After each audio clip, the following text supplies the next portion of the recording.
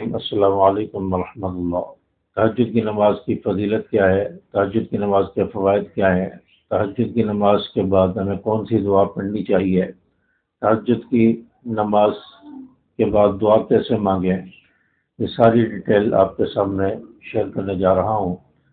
سب سے پہلے آپ سے گزارش ہے کہ اگر آپ ویڈیو پر نئے آئے ہیں، چینل پر فرسٹ ٹائم آئے ہیں، تو چینل کو سبسکرائب کر کے بیل کے آل بٹن کو پریس کر دیں تاکہ میری ویڈیو کا نوٹیفیکیشن آپ کو ملتا رہے۔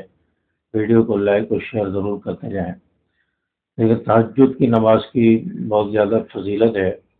رسول اللہ صلی اللہ علیہ وسلم کا ارشاد ہے کہ رمضان کے روزوں کے بعد محرم کے روزوں کو سب سے زیادہ فضیلت حاصل ہے، اور فرض نمازوں کے بعد تہجد کی نماز کو فضیلت حاصل ہے۔ فرض نماز کی جو اہمیت اور فضیلت ہے، اس کے بعد اگر نفل نمازوں میں کسی نماز کو اہمیت اور فضیلت حاصل ہے تو تہجد کی نماز ہے۔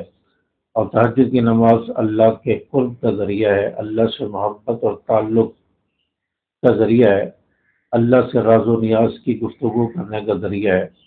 اور جو شخص تہجد کی نماز پڑھتا ہے، حدیث پاک میں آتا ہے کہ فرشتے اس کے ہونٹوں کا بوسہ لیتے ہیں۔ جو تہجد کی نماز میں تلاوت کرتا ہے، قرآن پاک پڑھتا ہے، فرشتوں کو یہ عمل اتنا پسند آتا ہے کہ فرشتے اس شخص کے ہونٹوں کا بوسہ لیتے ہیں۔ تو تہجد کی نماز اللہ کے ساتھ تعلق اور قرب نصیب ہونے کا ذریعہ ہے، تعلق مضبوط ہوتا ہے۔ یا انبیاء، اولیاء، بزرگوں کی خطب افضال، ان لوگوں کی نماز ہے، بزرگوں کی نماز ہے۔ تو تہجد کی نماز کو بہت زیادہ فضیلت حاصل ہے، اور اس کے فوائد یہ ہیں کہ اس سے اللہ راضی ہوتا ہے، اس سے دعائیں قبول ہوتی ہیں۔ آخری وقت میں جب آسمان دنیا پر اللہ تبارک و تعالیٰ ہوتے ہیں اور صدائیں لگتی ہیں کہ کوئی ہے دعائیں مانگنے والا، حاجتیں مانگنے والا، اس کی دعائیں قبول کی جائیں، اس کی حاجتیں پوری کی جائیں، اس وقت جو شخص تہجد میں اٹھ کر اللہ سے مانگتا ہے تو اس کی دعا ضرور قبول ہوتی ہے۔ یہ تہجد کی قبولیت کا وقت، تہجد میں دعاؤں کی قبولیت کا وقت ہوتا ہے، تو ایسے وقت میں دعا قبول ہوتی ہے، تو یہ سب سے بڑا فائدہ ہے۔ تو جن لوگوں کی دعائیں قبول نہیں ہوتی وہ تہجد میں اٹھ کر تہجد پڑھیں، 2 رکعت، 4 رکعت یا 6 رکعت، 8 رکعت، جتنا ہو سکے تہجد کی نماز پڑھ لیں۔ اس کے بعد اللہ تعالیٰ سے خوب دعائیں مانگیں، تو انشاءاللہ ان کی دعا جو نہایت میں بہتر ہوگی انشاءاللہ ضرور قبول ہوگی۔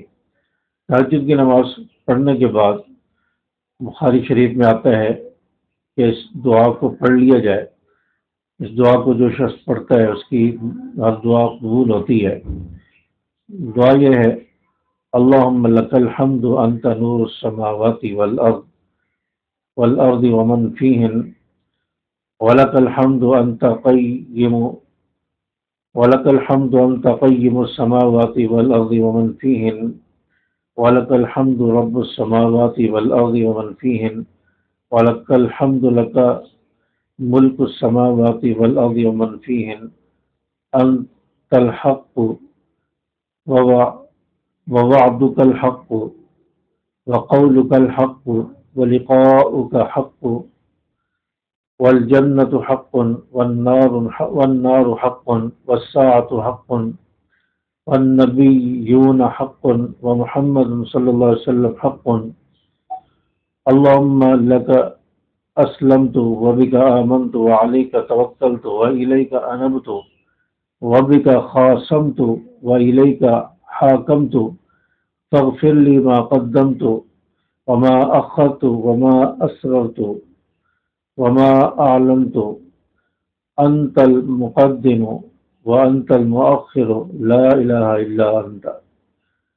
تو یہ کلمات ہیں دعا کے، بخاری شریف کی حدیث ہے، بخاری شریف میں یہ الفاظ موجود ہیں۔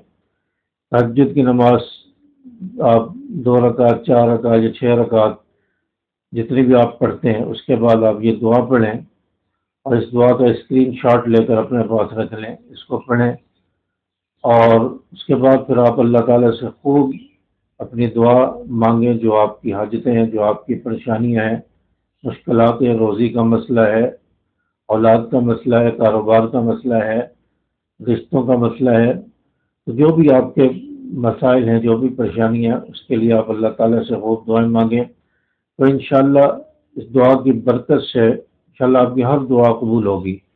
دعا کے اول آخر درود شریف پڑھ لیں، اور دعا مانگتے وقت توجہ سے، عاجزی سے، سر کو جھکا کر، ہاتھوں کو سینے کے بالکل سامنے کر کے، یوں کر کے، اور پھر آپ خوب اللہ تعالیٰ سے دعائیں مانگیں، اور اللہ تبارک و تعالیٰ کے ساتھ توجہ سے، انکساری کے ساتھ دعا مانگیں، دعا میں جلد بازی نہ کریں، آرام سے، سکون سے دعا مانگی جائے، اور دعا مانگتے وقت پوری توجہ ہو، سارا دماغ اور سارا توجہ دل و دماغ جو ہے وہ اللہ تبارک و تعالیٰ کی طرف ہو، کہ میں اللہ کے سامنے بیٹھا ہوں، اللہ مجھے دیکھ رہا ہے، تو اس انداز میں دعا مانگی جائے تو انشاءاللہ دعا قبول ہوگی۔ اپنے لیے دعا مانگیں، اپنے اولاد کے لیے، اپنے رشتہ داروں کے لیے، پوری امت کے مسلمانوں کے لیے دعا مانگیں، تو اللہ تبارک و تعالیٰ انشاءاللہ دعاؤں کو قبول فرمائے گا۔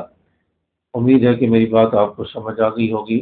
ویڈیو کو لائک اور شیئر کرتے جائے، چینل کو بھی سبسکرائب کر دیں۔ السلام علیکم ورحمۃ اللہ۔